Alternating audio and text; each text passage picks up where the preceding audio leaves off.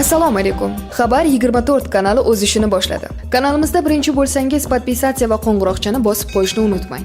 Bugun dasturimizda ijtimoiy tarmoqlarda deputat Feruza Jo'rabekovani obro'sizlantirishga qaratilgan video tarqalyapti. Pastkash erkaklari bor huquqni himoya qiluvchilar ishlayotgan jamiyatning borligi uyatli. Kusherbayev. G'irrom va ispanskiy tit Allamjonov, Alimov, Ahmedov xavfsiz tun tadbirida qo'lga olingan deputat haqida. Videosi tarqalgan deputat ayol nimadan norozi? Komil Allamjonov deputat ayol voqeasi haqida. Erkakning ishini qilishmabdi. Endi esa shu va boshqa xabarlar tafsiloti bilan batafsil Xabar 24 kanalida kuzatib borishingiz mumkin. Ijtimoiy tarmoqlarda deputat Feruza Jo'rabekovani obro'sizlantirishga qaratilgan video tarqalyapti. Bugun jamoatchilik e'tibori ijtimoiy tarmoqlarda tarqalgan videoga qaratildi. Videoda xalq deputatlari O'rta Chirchiq tuman kengashi deputati Feruza Jo'rabekovna va bir erkak noma'qul vaziyatda ekani aks ettirilgan. Video virus bo'lib ijtimoiy tarmoqlarda tarqalmoqda va jamoatchilikning noroziligiga sabab bo'lmoqda. Ijtimoiy tarmoq foydalanuvchilari deputatning shaxsiy hayotiga daxldor videoni tarqatib, uning sha'ni va obro'siga putur yetkazishga urinish bo'layotgani qoralanmoqda. Feruza Jo'rabekovna o'zining ijtimoiy tarmoqdagi sahifasida tarqalayotgan videolarga munosabat bildirib, bunda Toshkent viloyati ichki ishlar bo'limi xodimi Rahimov Ziyodullani ayblagan. Toshkent viloyati ichki ishlar bo'limi xodimi Rahimov Ziyodulla, rahmat sizga, hammasi uchun javob berasiz hali. Nurafshondagi qiliqlaringiz, namunaviy uylardagi Milliy gvardiya xodimlari oldidagi kayf holatdagi qiliqlaringizni ko'rgan, bilganlar o'lgani yo'q hali. Barmog'imni sindirib, tirnog'imni sug'urib olib, meni nimalarnidir yozishga majbur qilganlaring uchun javob berasizlar hali. Endi nima bilan qo'rqitasanlar? Shunaqa shantajlarning borligini endi hamma biladi.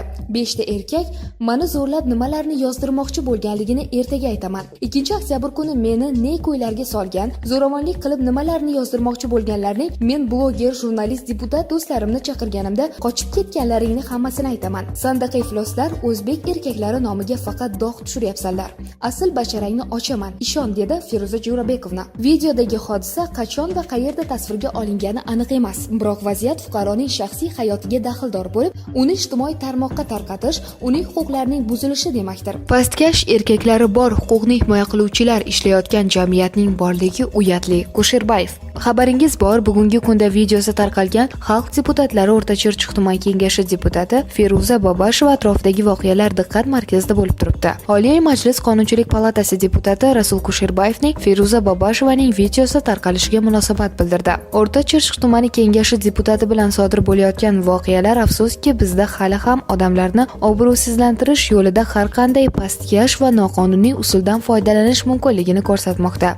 Yomoni shuki, bu qonun bilan himoyalangan shaxsiy hayot daxlsizligi tushunchasini amalda nol qilishga urinish bo'layotganligini anglatadi.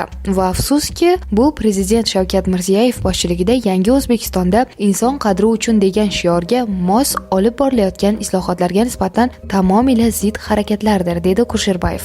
Parlament deputati kim va nima bo'lishidan qat'iy nazar odamni sindirishda bunday usul qo'llash kerakmasligini ta'kidlagan. Shu o'rinda jamiyat va yaqinlari oldida deputat qanchalik ma'nan javob berayotgan bo'lsa, shaxsiy hayot daxlsizligini buzgan shaxslar ham qonun oldida shunchalik javob berishlari shart. So'nggi so'z shuki, pastkash erkaklari bor huquqni himoya qiluvchilar ishlayotgan jamiyatning borligi uyatli. Erkaklarni uyatga qo'ymang, farishta erkaklar, deya so'zini yakunlagan Kusherbayev. G'irrom va ispanskiy tit Allamjonov, Alimov, Ahmedov xavfsiz tun tadbirida qo'lga olingan deputat haqida.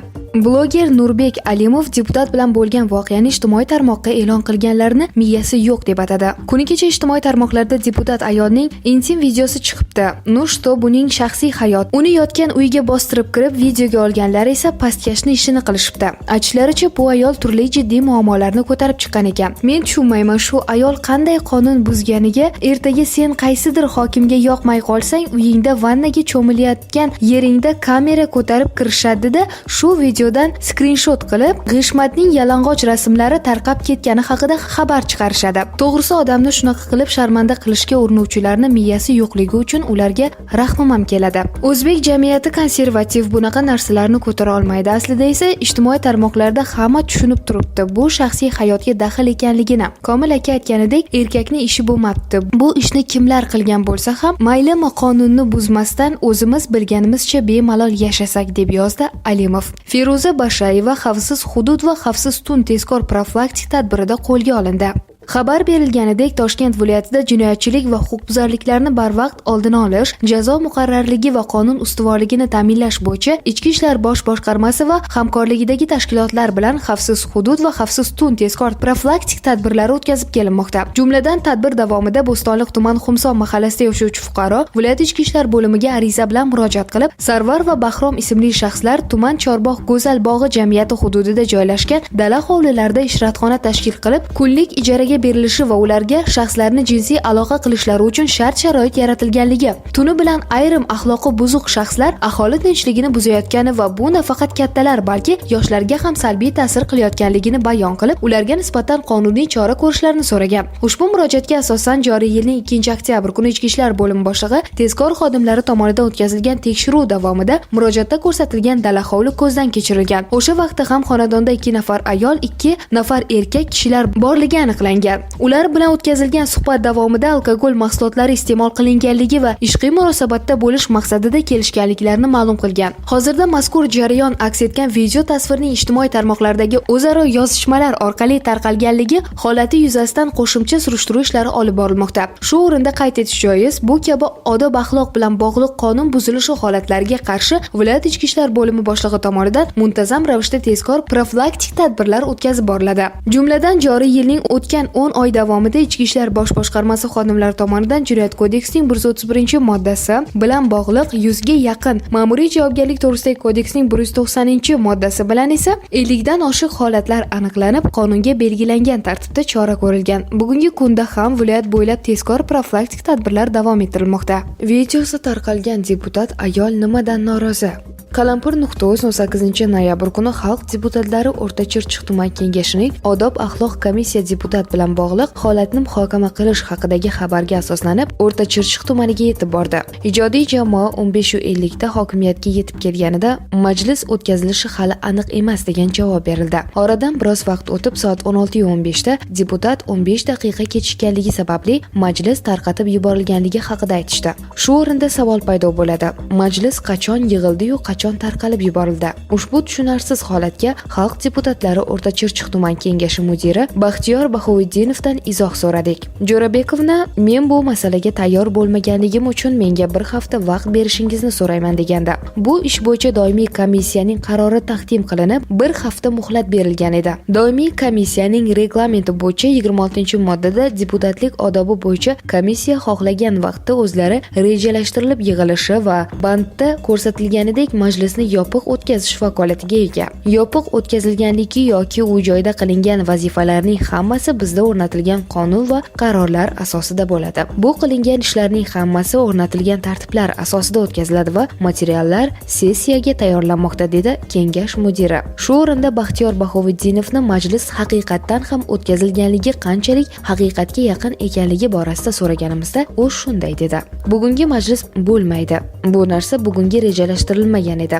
Ya'ni bu majlis bir necha kun oldin ham aytilmaydi. Yopiq tarzda o'tkaziladi, qaror qabul qilindi va sessiyaga taqdim qilinadi. 22-noyabr kuni o'tkaziladigan sessiyada bu narsa bo'ladi. Xalq deputatlari O'rta Chirchiq tuman kengashi mudiri qaror qabul qilingan bo'lsa, deputat Feruza Babashovaning o'zi uning mazmuni bilan qachon tanishishi haqidagi savolga ham javob berib o'tdi. Doimiy komissiya bu narsani 4 nafar deputat ishtirokida ko'rib chiqadi. Bu masalani ular o'z ichiga sessiyaga chiqarish yoki chiqarmaslik masalasini ko'radi, dedi Xalq deputatlari O'rta Chirchiq tuman kengashi mudiri. Alohida qayd etish kerakki, deputat Feruza Babashova atrofdagi vaziyat jamoatchilik diqqat markazida turgan va nomaqbul videoning tarqalishi norozilikka sabab bo'layotgan bir vaziyatda odob komissiyasi majlisining o'tkazish bilan bog'liq holat kishini shubhaga soladi. Dastlab komissiya majlisi o'tkazilishi haqida xabar berilishi, keyin esa majlis deputat sabab tarqatib yuborilganligini ma'lum qilindi-yu, yakunda bu yig'ilish bugunga belgilanmaganligini aytish Feruza Babashova atrofidagi voqealarga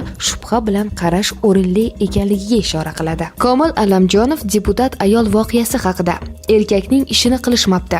2 kundan buyon ijtimoiy tarmoqlarda asosiy mavzu Toshkent viloyati O'rta Chirchiq tumani kengashi deputati Feruza Babasheva bilan bog'liq mojaroli video muhokamalarga sabab bo'lmoqda. Tarmoqlarda deputatning nojoiz videosi tarqaldi. Bu faollar va ijtimoiy tarmoqlardagi blogerlarning keskin noroziligiga sabab bo'ldi. Ular birinchi navbatda O'zbekiston fuqarosining shaxsiy daxlsiz huquqini paymol qilinganligiga e'tibor qaratgan. Jumladan, Mass Media fondi vasiylik kengashi raisi Komil Alamjonov ushbu videoni tarqatib yuborganlar erkakning ishini qilmaganligini ta'kidlagan. Deputat ayolni to'shagiga bostirib kirib, borib uni videoga olib chiqarib yuborgan erkaklar erkakning ishini qilmadi. Har qanday kurash sog'lom bo'lishi kerak. Ifloslik boshlandimi? Bu kurash emas, jinoyat va unga jazo bo'lishi kerak. Yaxshi ishlar bo'lmabdi deb yozgan Alamjonov. Asaxiy internet do'konini asoschisi Firuz Allayev ham bunga munosabat bildirdi. Menimcha bu shunchaki oddiy voqea emas, balki ayol bilan oldin sodir bo'lgan voqealar uchun kimningdir o'ch olishidir. Agar shunaqa bo'lib chiqadigan bo'lsa, bu o'ta xunuk va xavotirli holat. Birovni og'zini yumish yoki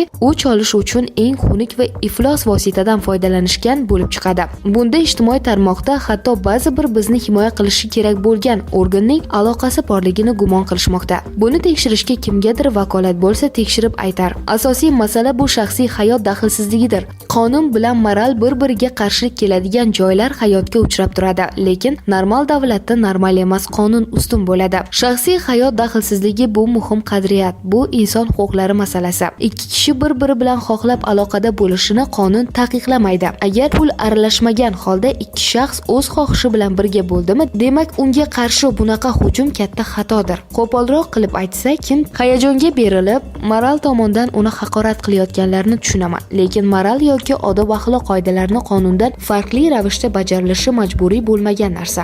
Mutlaq narsa ham emas. Shaxsga qarab moral standartlarini o'zgartirib boradi. Bir kishi aqlga ham sig'dirmaydigan narsa boshqa kishi uchun tabiiy hodisa bo'lishi mumkin. Shu uchun ham tanqid qilish mumkin, lekin haqorat, tuhmat yoki shaxsiy obro'sizlantirish mumkin emas. Deputat ayol masalasi bo'yicha to'liq qonunan ko'rib chiqilishi va huquq-tartibot organlari bu mamlakatda moral yoki ko'cha mentaliteti emas, aynan qonun bilan yaxshilanishi kerakligi ko'rsatilishi shart deb yozgan shaxsiy sahifasida.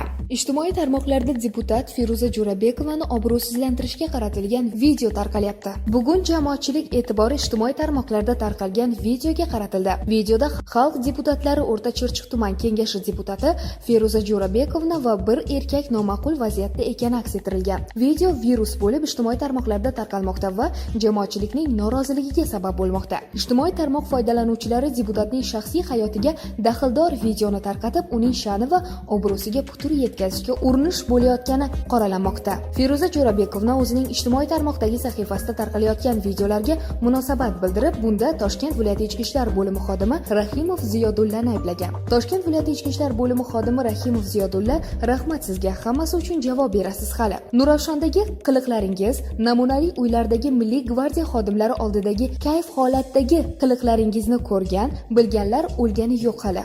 Barmog'imni sindirib, tirnog'imni sug'urib olib, meni nimalarnidir yozishga majbur qilganlaring uchun javob berasizlar hali. Endi nima bilan qo'rqitasanlar? Shunaqa shantajlarning borligini endi hamma biladi. 5 ta erkak meni zo'rlab nimalarni yozdirmoqchi bo'lganligini ertaga aytaman. 2-oktyabr kuni meni ne ko'ylarga solgan, zo'ravonlik qilib nimalarni yozdirmoqchi bo'lganlarning men bloger, jurnalist, deputat do'stlarimni chaqirganimda qochib ketganlaringni hammasini aytaman. Sandaqa ifloslar o'zbek erkaklari nomiga faqat dog' tushiryapsanlar. Asl basharangni ochaman, ishon, dedi Feruza Jo'rabekovna. Videodagi hodisa qachon va qayerda tasvirga olingani aniq emas, biroq vaziyat fuqaroning shaxsiy hayotiga daxldor bo'lib, uni ijtimoiy tarmoqqa tarqatish uning huquqlarining buzilishi demakdir.